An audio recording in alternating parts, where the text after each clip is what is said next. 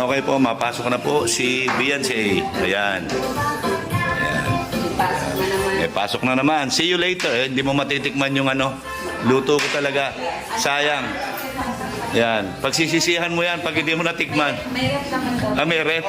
Sige, pagtitira kita. Ayan. Hello mga kalingap, for today's video mga kalingap, magkabigay tayo ng reaksyon sa pag-sorry ng nanay ni Beyonce. Sana matigil na ang issue kasi nag-sorry na siya. Siyempre kung talagang mahal mo yung anak mo, nakikita ko dito kay Nanay Hansel, sobrang awa niya kay Beyonce. Talagang kung sa akin man nakikita ko yung anak ko na gano'n ang nangyari. At talagang awa-awa ako makita mo yung anak mo sa isang tabi na umiiyak na talagang parang madudurog ang puso mo no. Sana maintindihan man natin kung ano man ang kanyang saloobin. Magtigil na tayo sa issue, tama na. Enough na. Nakakapagod na, sakit na sa ulo, no? Ay iwasan na natin magbabash sa kanila kasi ang naapektuhan dito si Beyonce. Kawawa naman si Beyonce kung mahulog sa depression ang mental health ang mangyari yan. Kawawa siya, no? Kawawa si Beyonce, napakabait ba naman. Tahimik, talagang dyan din sisimula ang depressed pag sa tahimik kasi hindi niya inalalabas kung ano yung kanyang nararamdaman. Sana stop na tayo, no? Kawawa. Sabi nga niya nanay ni Beyonce, ayaw niyang maibabas kahit si Kalangap Ido at si Beyonce. Talagang sana maintindihan ng mga baser kung sana wag naman silang basta-basta magbitaw ng mga salita na masasakit na totoo yung sabi niya, hindi nyo alam ang nangyayari kasi nakikita lang natin na pinapanood natin sila ang tunay nakakaalam talaga dyan yung nanay, kaya alam niya, naintindihan niya ang sitwasyon. Kaya bago kayo panood ang video mga kalingap, paki-shout out ang ama ng kalingap, Bal Santos Matubang at Edna Vlog, Kalingap Rab, Kalingap Ido, Tagtapya Matubang, charity vlogger sa buong mundo na tumutulong sa ating kababayang mahirap. Nandyan din po ang Kibos at kasama naming reactors sa KSSG. Supportaran natin mga kalingap. At ang iyong lingkod sa araw na ito na patuloy naglalambing sa inyo mga kalingap, Jasmine's Raw Pub channel. Kung di ka pa nakasubscribe sa aking channel, please subscribe and don't forget to hit the notification bell para updated ka sa aking mga video na ina-upload mga kalingap. At kung bago ka pa lang sa aking channel, paki-subscribe and click the notification bell para updated ka sa aking mga video na ina-upload. At paki-like and share na lang mga kalingap. Maraming salamat. At ito lang ang aking sasabihin, panoorin ang video na mabuti bago magkomento para alam nyo talaga ang nilalaman nito. Bago tayo mag-proceed at manood sa ating topic, batiyon ko muna kayo ng magandang araw at magandang gabi kung sang sulok ng mundo tayo naroon ngayon, mapa Mindanao, mapa Luzon, mapa Visayas, mapa OFW, kumusta tayo mga kalingap. At ang hiling ko lang, sana nasa mabuti tayong kalagayan and good health lang tayo palagi. No, tara na mga kalingap, samahan nyo ako manood. Tara, let's go. 1, 2, 3, go!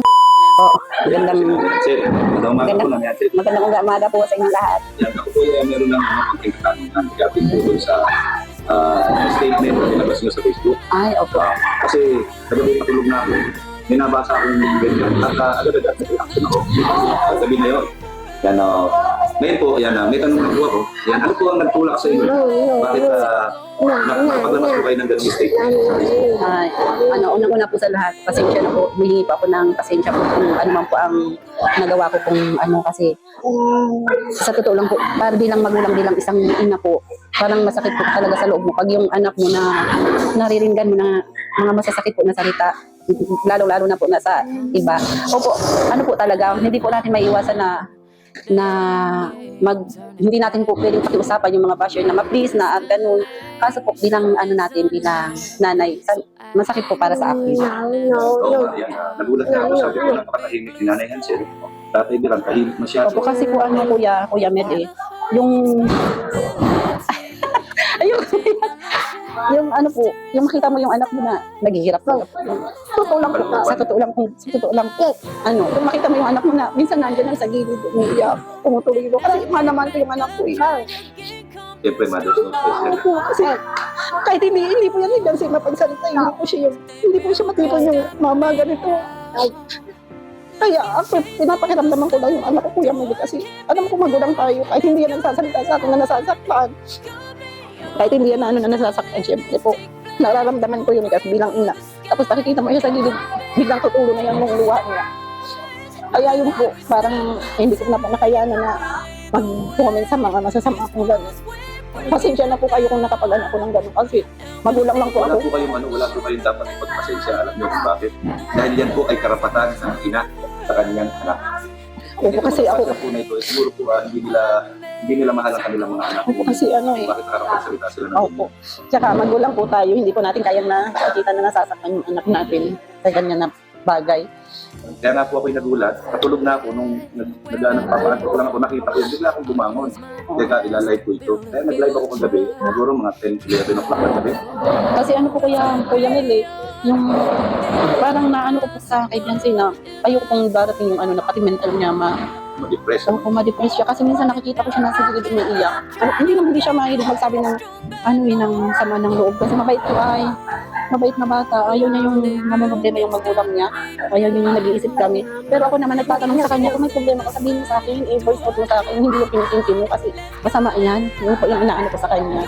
Kaya, pero minsan po nag-open po siya sa akin talaga ng mga problema niya. Napayuhan ko po siya.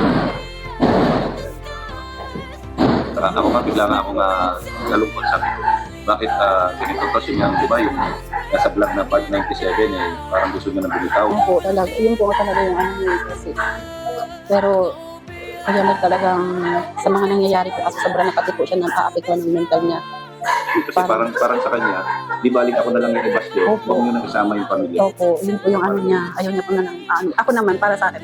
Di bali ako ang mabash, wag lang po siya kasi magulang po pala tayo. Kaya nga yung nangyari nun kay Carla, saka kay Nanay Cynthia, natatandaan mo ba yun? Yung Opo. nagbigay din ng statement si Nanay Cynthia na nabas Opo, naunawaan ko po. Naunawaan ko. Ano eh, magulang kayo ay. Opo, naunawaan. Kaya po kayo. Kaya nga kami mga defender, nakita mo naman, yung panahon na talagang Opo. pinapanatan si Biancy, kung kailangan lang makipagsuntukan ako sa mga, di ba, gagawin Opo, natin yan. Kaya lang, wala talaga magawang magaling yung mga basher. Oo nga po. So yun, anong mga message mo sa mga bashers kung nakikinig man yung mga umas na yan? Opo. Ang ano ko lang po, masasabi ko lang po sa kanila, hindi ko naman po sila pwedeng maano kung ano kasi may sarili-sarili po tayong pag-iisip eh. Pero sana po, wag naman po kayo magbigay ng yung mga nakakasakit sa kapwa natin kasi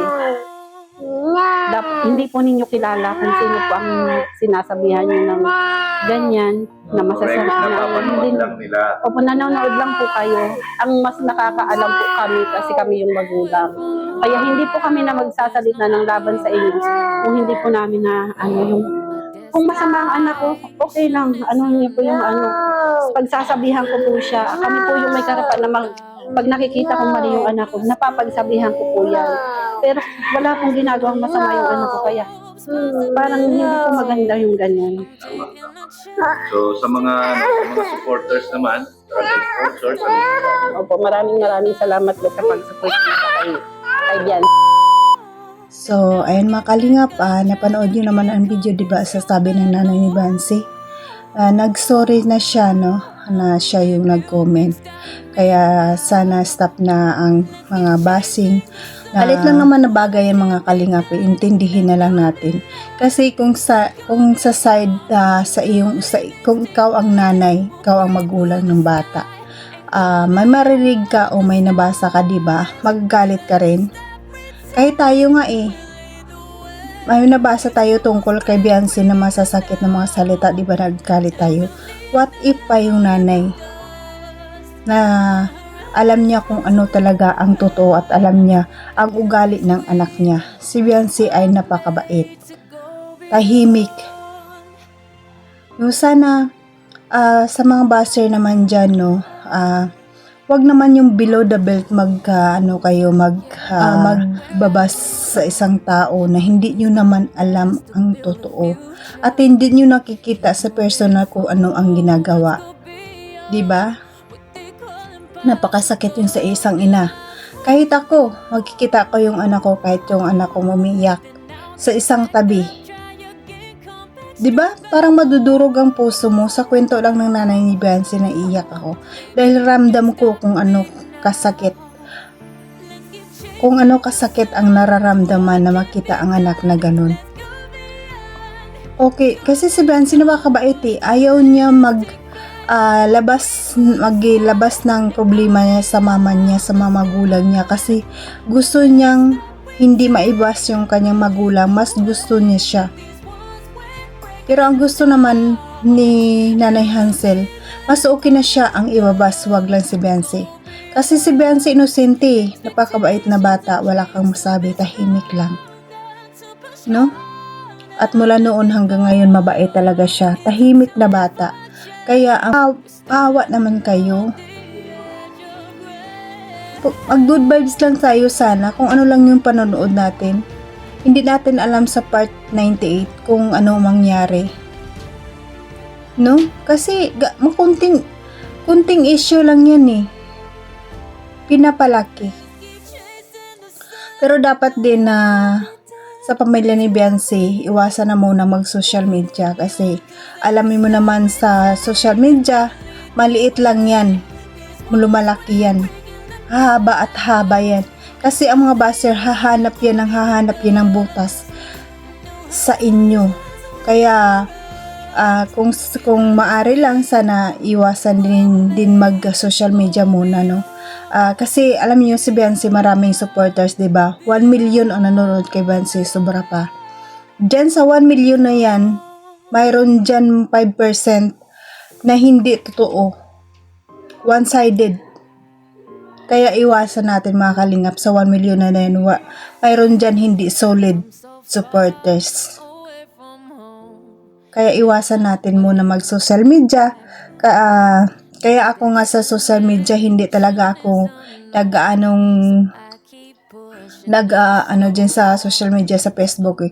Kasi sa Facebook, madali magkaroon ng views. Diba? Milyon na yung views mo sa Facebook eh, sa YouTube, konti lang. Kasi ang Facebook, mabilis makakuha ng followers o anuman. Kaya iwasan natin kasi maliit lang bagay yan, lalaki at lalaki yan. Wala sa mga baser yan. Nako, di ka talaga makaligtas sa kanila kasi i-create ng mga mag-create ng mga hindi maganda. Kaya iwasan natin, no? Kaya kung sa totoo lang, dapat stop na. Nagsorry na siya. Wala na tayong dapat ipaliwanag pa, no? Nagsorry na, walang problema na. Sa kay Kalangap Ido, sana reason to learn din, no? Kasi ang pagjo-joke ay dapat nasa lugar. Siyempre, hindi lahat ng joke ay ikakatuwa ng nanonood, di ba? Mayroong joke na hindi maganda. Kasi doon din nagsimula, no? Kaya iwasan na lang natin na mag-joke ng nakakasakit din ang damdamin natin, no? Kaya patuloy pa tayong iwasan na natin at mag-good vibes na lang tayo. Patawaran na lang tayo. Dapat pag-usapan kung ano ang dapat pag-usapan. Mag-usap sa personal para walang problema. Ang iwas na lang sa social media para walang gulo, no? Kaya tuloy pa tayo na mag-marathon sa IDC at mag-aantay na lang tayo ng part 98 kung anong mangyari. Sana hindi naman. Sana masundan pa yung part 98, 99, 100 at haba pa hanggang dulo ang IDC. Sana wala nang problema. Sana close na, wala nang gulo. Tapos na, no? Good vibes na tayo. Magantay tayo ng part 98 sa anong mangyari. No? Supportahan natin ang channel ni Kalingap Rab. Lagi nating marathon para malaking tulong ito sa kanyang mga beneficiary. At nandyan din po si Kalangap Ido. I-marathon natin ang kanyang channel para laking tulong ito sa kanya sa mga beneficiary niya na estudyante din at mga senior citizen. No? At wag natin kalimutan ang ama ng Kalingap at si Ate Edna. Marathon din natin ang kanyang channel kasi wala para patuloy pa silang tumulong sa ating kababayang mahirap. At silent viewers natin, maraming salamat sa inyo sa mga viewers, mga Kalingap supporters, solid supporters ng Kalingap. Maraming salamat sa papanood ng aking video. Appreciate po mga Kalingap. At sa mga Love Team supporters, maraming salamat. IDC supporters, Jomcar, May Chris, Franjoy, at iba pang Love Team supporters. Maraming salamat sa papanood ng aking video. Kahit hindi man kagandahan, pero nandyan pa rin kayo nagmamahal sa akin. Maraming salamat. At sa mga sponsor, big sponsor natin, maraming salamat sa pagtulong sa Kalingap. Maraming salamat po. At sa mga kapwa kong OFW, kung saan man tayo ng bansa naroon ngayon, mag-ingat tayo palagi. And good health lang tayo mga Kalingap. And at hanggang dito na lang, God bless at all, and God bless tayo mga Kalingap. Bye-bye!